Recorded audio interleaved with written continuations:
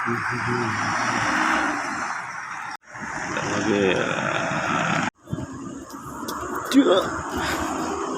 Oh.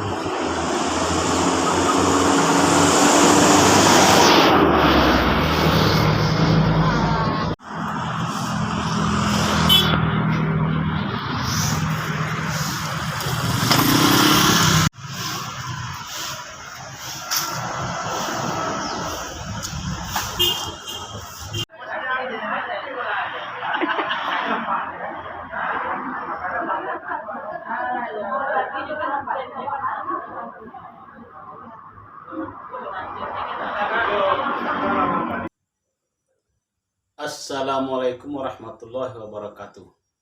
Yang terhormat Bapak Ibu penguji PPG 2023, perkenalkan saya Abdul Malik, mahasiswa PPG dalam jabatan BEK 2 tahun 2023 di kampus atau LPTK UIN Mahmud Yunus Batu Sangkar, Sumatera Barat. Dengan nomor peserta 1801 0000 01041 dengan nomor induk mahasiswa 2260 10 12 91. Saya mengajar di MAN 1 Padang Pariaman, Sumatera Barat.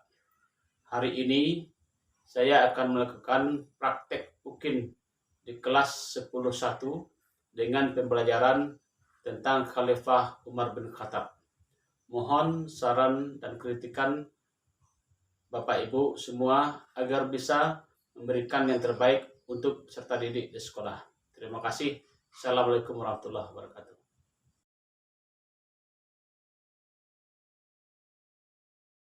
Warahmatullahi wabarakatuh. Bagaimana semuanya sehat? Alhamdulillah, luar biasa, tetap semangat, Allah Akbar. Anda sekalian, sebelum kita mulai kegiatan kita pada hari ini, baiknya kita berdoa dulu yang akan dimulai untuk laksanakan. Ista'id, tafakur, iqra'u doa. Bismillahirrahmanirrahim.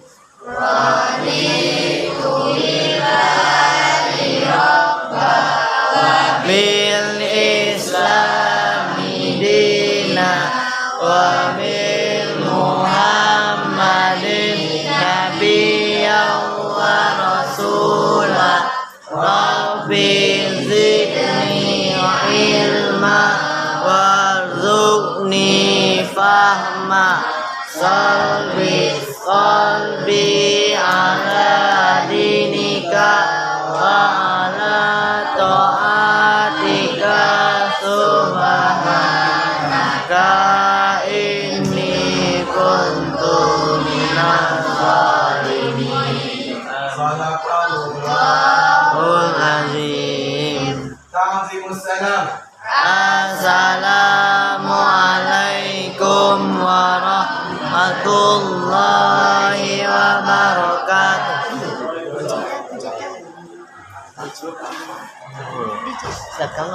Baik, dan semuanya. Setelah kita akhiri kemudian sekali sejarah kemudian Islam, saya pembahasan hari ini tentang Khulafah Rasyidin, khusus pada Umar bin Khattab. Siapa Umar bin Khattab? Khalifah Khalifah setelah ketika Abu Bakar Siddiq jadi khalifah, dia berperan sebagai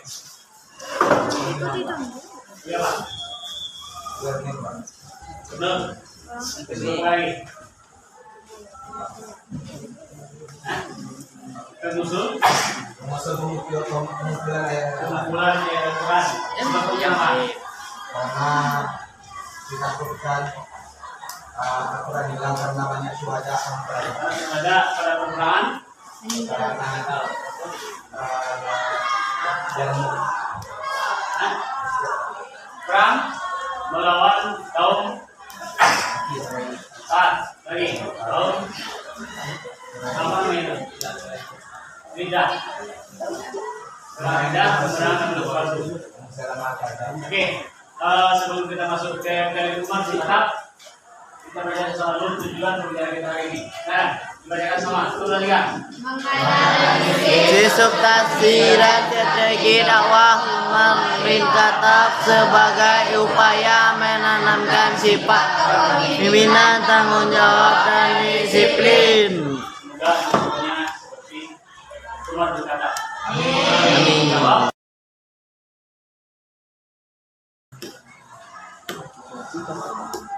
Tapi sebelum kita menonton filmnya, silakan duduknya berkelompok minimal berkelompok itu isinya 5. Nah, waktunya 2 menit untuk silakan.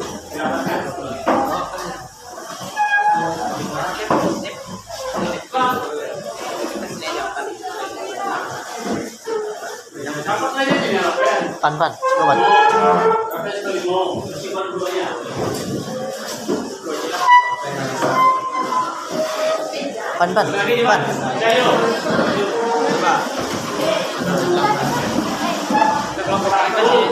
Pan.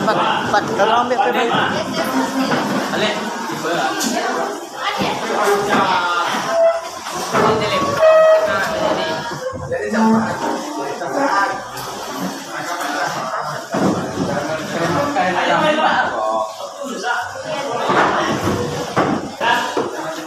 sebelum kita mulai, anda semuanya silakan ambil tempat ini, dekat ini yang akan terakhir nanti.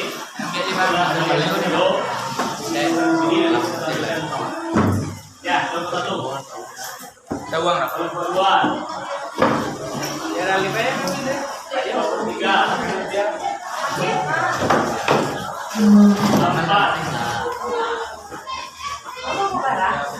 Kelompok 5.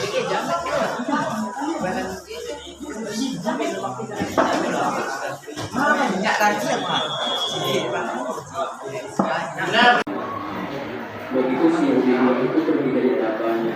Amat Bibas menetapkan kebijakan untuk membongkar budaya tersebut.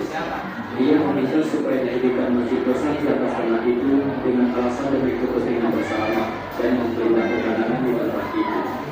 Siang ini bertindak dan budaya tersebut tidak bisa berbuat banyak atas kebijakan sang gubernur.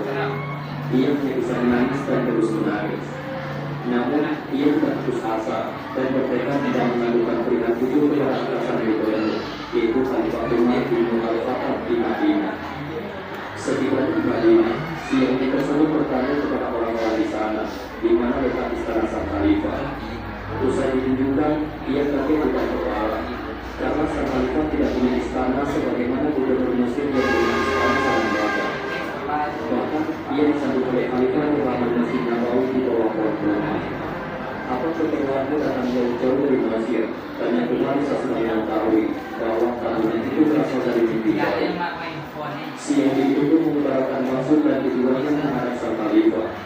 Ia membeberkan peristiwa yang menimpa dirinya serta kesewenang-wenangan gubernur Mesir atas tanah dan bumi miliknya. Bagaimana reaksi Umar? Beliau merasa dosa. Beliau berkata, sungguh keterlaluan Amat Bibas. Dia sungguh sudah keterlaluan. Umpat sang Khalifah. Lantas Umar lalu menyuruh si Yahudi itu untuk mengambil sepotong tulang domba. Tentu saja si Yahudi itu menjadi bingung dan ragu dengan perintah sang Khalifah yang dianggapnya aneh dan tidak ada hubungannya dengan pengaduannya. Namun akhirnya dia pun mengambil tulang itu dan kemudian diserahkan kepada Umar. Kemudian Umar mengejar seluruh kali dari atas ke bawah, lalu membuat anak-anak dikenal dengan tulang tersebut dengan pedangnya. Kemudian para si Yahudi yang meskipun tidak mengerti maksud dari Khalifah, Umar hanya berdosa.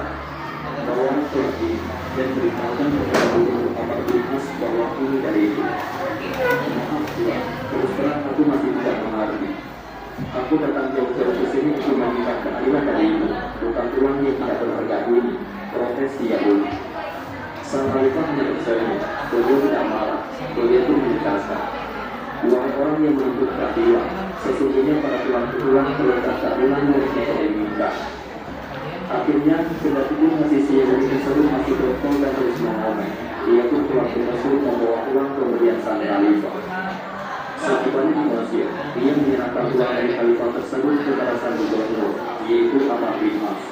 Namun, anehnya, begitu sang gubernur menerima uang itu, mendadak tubuhnya menjadi menggigil dan wajahnya tidak ketakutan. Lagi-lagi, si Yahudi tak mengerti terhadap situasi itu. Beberapa saat kemudian, sang gubernur memerintahkan kepada bawahannya untuk membuka masjid yang dibangun itu, dan supaya dibuat Yahudi tersebut dibangun kembali serta diserahkan kembali kepadanya. Beberapa saat sebelum masjid baru itu akan dirobohkan, si Yahudi berkata, "Maaf Tuan, tidak perlu dibongkar dulu masjid itu. Aku ingin menanyakan sesuatu kepadamu. Mengapa Tuhan sangat ketakutan dan langsung menyuruh membongkar masjid baru itu? Padahal Tuhan hanya menerima sepotong Tuhan dari Khalifah Umar." "Wahai orang Yahudi," jawab Amr radhiyallahu anhu, "ketahuilah bahwa Tuhan itu hanya Tuhan biasa. Akan tetapi karena dikirimkan oleh Khalifah, Tuhan itu pun berubah menjadi peringatan keras seperti itu." Maksudnya, potensi Yahudi masih tidak mengerti. Tuhan itu berisi ancaman dari Khalifah, seolah-olah beliau berkata, "Wahai Amr bin As, ingatlah, siapapun kamu sekarang dan betapapun tinggi pangkat dan kekuasaannya, suatu saat nanti kamu pasti akan berubah menjadi tulang yang busuk.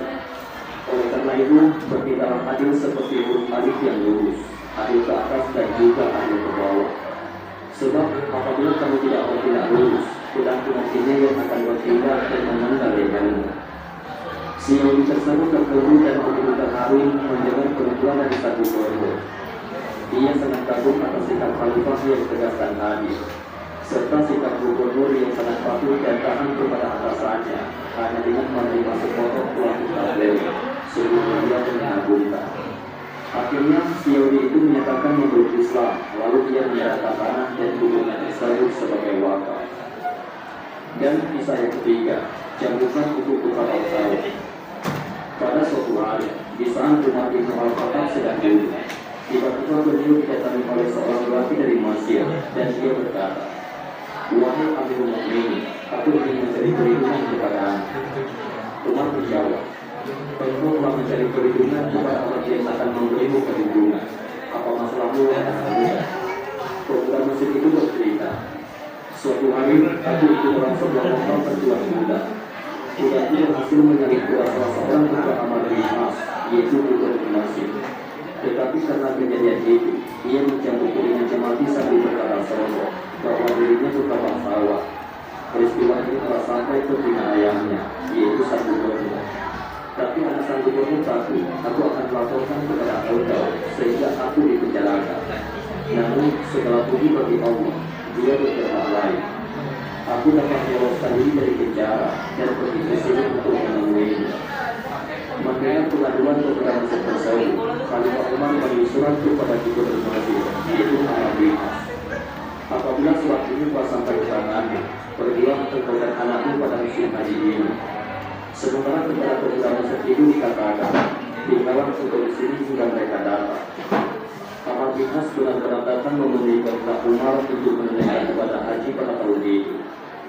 Ketika Khalifah Umar selesai mengerjakan ibadah haji, beliau duduk bersama kaum muslimin lainnya, sementara Amr bin As dan putranya duduk di sisinya. Lalu pemuda Mesir itu diminta untuk berdiri dan diberi sebuah jamu olehnya. Begitu juga dengan putra Amr bin As, Sayyidina Umar juga memintanya untuk berdiri. Setelah dijelaskan perkaranya, yang bersangkutan yaitu anak Amr pun mengakui perbuatannya. Kemudian Sayyidina Umar mempersilakan pemuda Mesir itu untuk membalas cambukan yang dulu diterimanya. Pemuda Mesir itu pun terus mencambuk putra gubernur tersebut, hingga orang-orang yang hadir merasa bahwa keadilan telah ditegakkan dengan hukuman itu. Akan tetapi, karena pemuda Mesir itu terus memberikan cambukannya, mereka lalu merasa iba dan bermaksud untuk menghentikan hukuman itu. Sementara itu Umar berkata, "Cambuk putra bangsawan itu." Pemuda Mesir tersebut menjawab, "Wahai Amirul Mukminin, aku telah mencambuk orang yang mencambukku." "Ketahuilah," lanjut Sayyidina Umar, "demi Allah, seandainya engkau terus melanjutkan, maka tidak seorang pun dapat mencegahmu anak itu. Kemudian kepada sang gubernur, yaitu Amr bin As, Sayyidina Umar berkata, "Sejak kapan engkau memperbudak manusia, sedang mereka dilahirkan oleh ibu mereka dalam keadaan merdeka?" Amr bin As berkata, "Wahai Amirul Mukminin, aku tak mengetahui kejadian tersebut, dan lelaki Mesir itu tak melaporkannya kepada aku." Dan kisah yang keempat, kami mencuri karena kelaparan. Di dalam sebuah sidang peradilan, Umar bin Al-Khattab dihadapkan dengan dua orang pelayan yang masih kecil. Mereka dituduh melakukan pencurian seekor unta milik seorang laki-laki dari Bani Usayyinah. Para pelayan ini tersebut terlihat sangat kurus dan mukanya juga pucat. Tampak sekali penyesalan dan kekhawatiran terbayang dari wajah-wajah usul mereka. Mengingat hukuman pencurian dalam Islam sangat berat, yaitu potong tangan. Mungkinkah mereka akan kehilangan salah satu tangan? Pikir mereka. Padahal buruh kasar seperti mereka, tangan adalah peran utama dalam mencari penghidupan. Kenapa kalian mencuri? Tanya Sayyidina Umar memecahkan suasana. Saat ini musibah terjadi dan kami sangat kelaparan, wahai Amirul Mukminin, ujar para pelayan. Sayyidina Umar terdiam sejenak, kemudian mengarahkan pandangannya ke hadirin. "Siapakah majikan dari para pembantu ini?" tanya Khalifah Umar. Di antara yang hadir tersebut menjawab bahwa majikan mereka adalah Habib bin Abi Bakar. Selanjutnya, Sayyidina Umar meminta agar Habib dibawa ke persidangan. Usai menghadap, Sayyidina Umar bertanya kepadanya, "Wahai Habib, apakah benar engkau adalah majikan para pelayan ini?" "Iya, benar wahai Amirul Mukminin," jawab Habib agak gugup. Umar kemudian melanjutkan, "Hampir saja aku menimpakan hukuman kepada mereka, kalau saja aku tidak dapat kabar bahwasanya engkaulah yang telah mempekerjakan mereka. Tetapi engkau membiarkan mereka begitu saja dalam keadaan kelaparan, sehingga mereka terpaksa mencuri. Aku tidak akan menimpakan hukuman kecuali untukmu." Selanjutnya, Sayyidina Umar menoleh ke arah pemilik unta seraya bertanya, "Berapa harga untamu?" Pemilik unta tersebut menjawab, 400 dirham. Sayyidina Umar kemudian kembali menatap tajam ke arah hati, seolah-olah beliau tidak menghujam dalam hati majikan mereka. Hati hanya menunggu. Selanjutnya, Sayyidina Umar mengeluarkan keputusan yang sangat bijaksana. Pergi dari mendengar keputusan vonis tersebut, tentu saja para pelayan sangat senang dan menarik nafas lega. Mereka menganggap bahwa keputusan seperti itu sangat bijaksana bagi mereka. Kisah yang kelima, hak anak atas orang tua. Dikisahkan seorang laki-laki datang menghadap Khalifah Umar untuk mengadukan perihal anaknya yang telah berbuat durhaka terhadapnya. Menanggapi penuduhannya itu, Sayyidina Umar lalu mendatangkan anaknya dan memberitahukan kepadanya bahwa dia telah mendurhakai ayahnya dan dia melupakan hak-haknya terhadap ayahnya itu. Lantas si anak bertanya kepada Umar, "Wahai Amirul Mukminin, bukankah sebagai anak pun kami mempunyai hak-hak atas ayahnya?"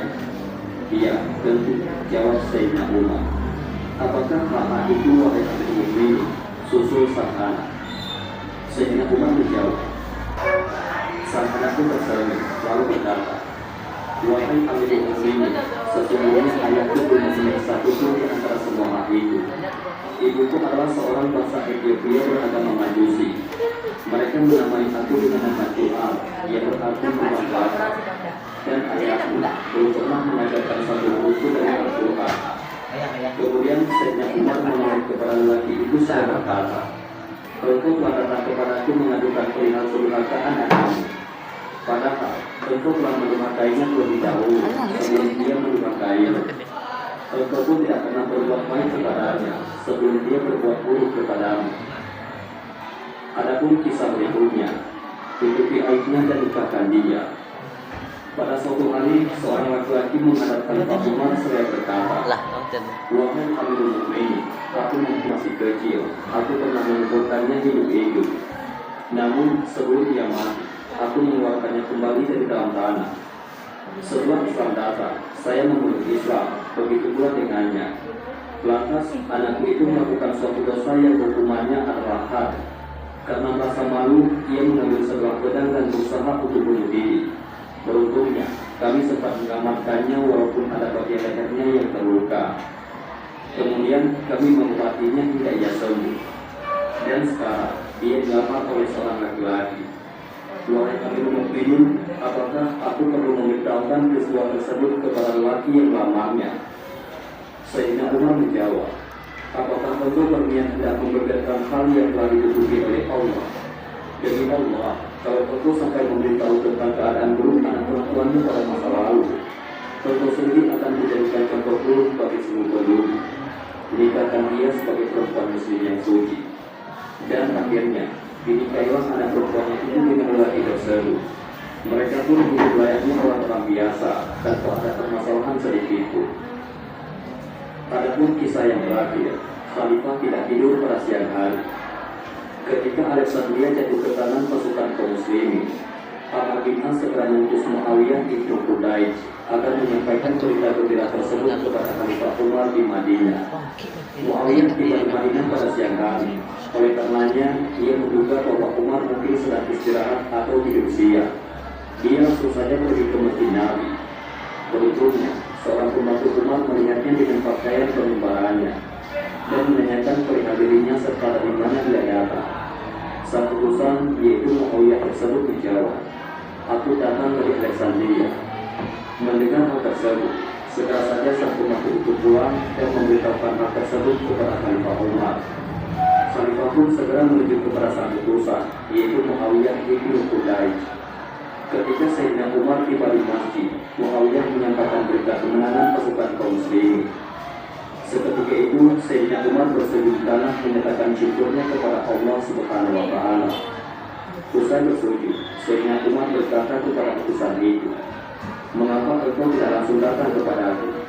Kupikir sekarang waktu istirahat dan barangkali engkau sedang tertidur. Jawab Muawiyah. Sayyidina Umar menjelaskan, maaf telah aku, nampaknya engkau tidak memiliki pendapat yang cukup tentang diriku. Siapa yang akan memikul tanggung jawab Khalifah jika aku harus tidur siang hari? Kata Khalifah Umar bin Khattab. Demikianlah beberapa kisah Khalifah Umar bin Khattab. Mudah-mudahan kita dapat mengambil hikmah dari kisah ini. Wallahu a'lam bishawab. Mudah-mudahan ini semua bermanfaat. Assalamualaikum warahmatullahi Nah, itu tadi 20 menit menjelaskan tentang Khalifah berkata cara kepemimpinannya, caranya dengan baik yang dari bawah maupun sampai orang yang lebih tinggi kedudukannya. Maupun berkata baik dalam keluarga maupun dalam masyarakat. Anda silakan dituangkan dalam judul yang 5 itu. Yang 5 itu kalau satu menjelaskan yang pertama, yang kedua menjelaskan yang kedua, yang ketiga menjelaskan nomor 3, yang keempat menjelaskan nomor 4, yang kelima nomor 5. Artinya, Kamu kok? tuliskan dulu. Sampai dalam. 10 menit. Sekarang. Kalau sekarang tulis. Sekali lagi menulis sampai Yuk,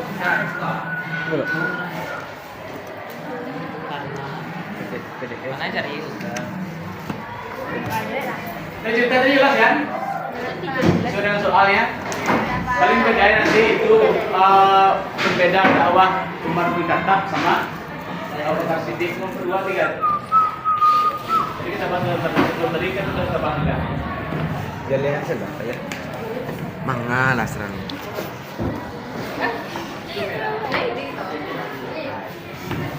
Apa siapa?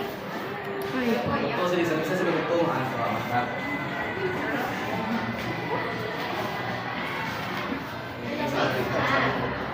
Oke, selesai. Selesai.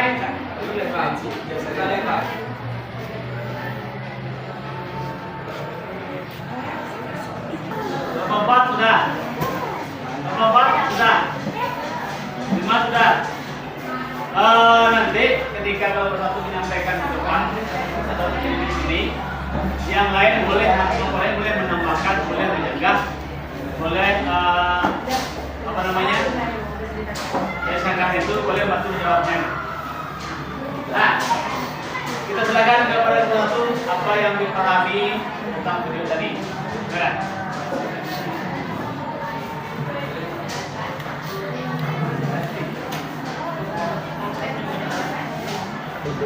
Assalamualaikum warahmatullahi wabarakatuh. Waalaikumsalam warahmatullahi wabarakatuh. Baik, saya akan menjelaskan soal pertama surat 1921 yang merupakan Muhammad Iqbal dari dia Anugrah Sepniati Ustaz Penasaran dan Desa. Pertanyaannya itu apa yang maksud dengan khulafaur rasyidin? Khulafaur rasyidin berasal dari dua kata yaitu khulafa artinya pengganti dan rasyidin artinya orang yang mendapat petunjuk. Segala garis besar khulafaur rasyidin adalah para pengganti yang mendapat petunjuk. Kalau pengganti yang mendapat petunjuk di sini ditujukan kepada empat orang sahabat Nabi Nabi setelah Nabi wafat. Yang pertama yaitu Abu Bakar radhiyallahu anhu, beliau menjabat selama kurang lebih 6 tahun. Kemudian dilanjutkan oleh Umar bin Khattab menjabat selama kurang lebih 10 tahun. Kemudian dilanjutkan oleh Utsman bin Affan menjabat kurang lebih 12 tahun. Kemudian dilanjutkan oleh Ali bin Abi Thalib menjabat kurang lebih selama 3,5 tahun.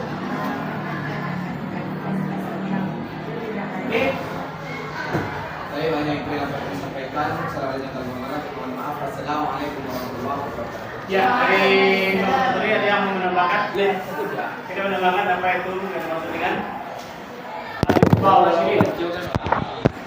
Siapa yang menambahkan? Ada? Cukup? Kita lanjut ke ketua. Ya. Kami dari kelompok dua akan menjelaskan tentang usulan kebijakan Umar bin Khattab pada awal pemerintahannya. Pertama, kebijakan ekonomi dan sosial. Yang kedua, penyediaan baitul mal. Yang ketiga, membangun infrastruktur. Yang keempat, pengelolaan lahan mati. Yang kelima, kebijakan pajak pertanian. Sekian, terima kasih.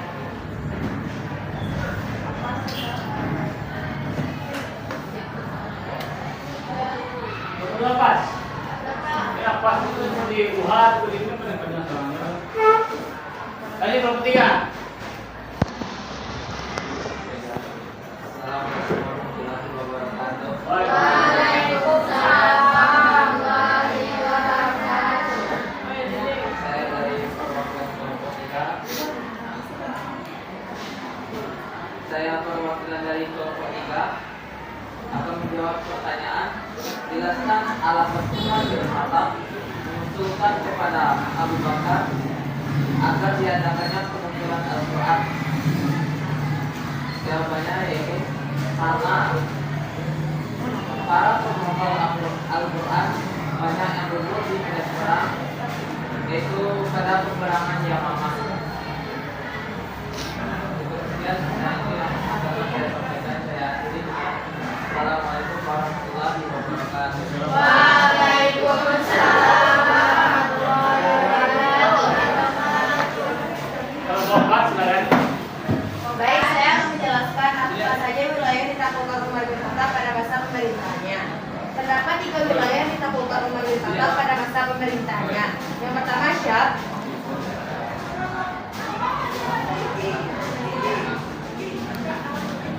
Pada masa pemerintahan Umar bin Khattab, wilayah Syam memiliki posisi yang strategis yang penting karena merupakan daerah pembatas antara Kekaisaran Bizantium dan wilayah Arab Islam. Selain itu,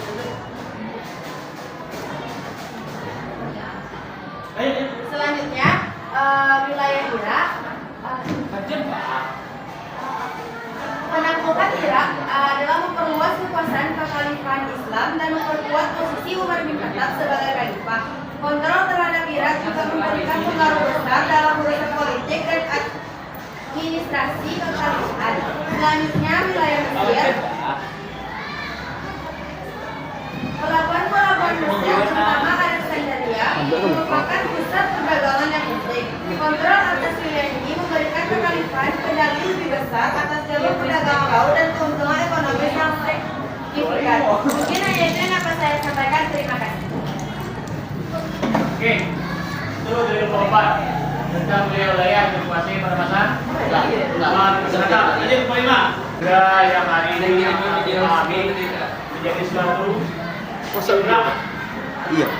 dalam diri sendiri dan juga dalam kehidupan masyarakat dan juga dalam kehidupan berkeluarga.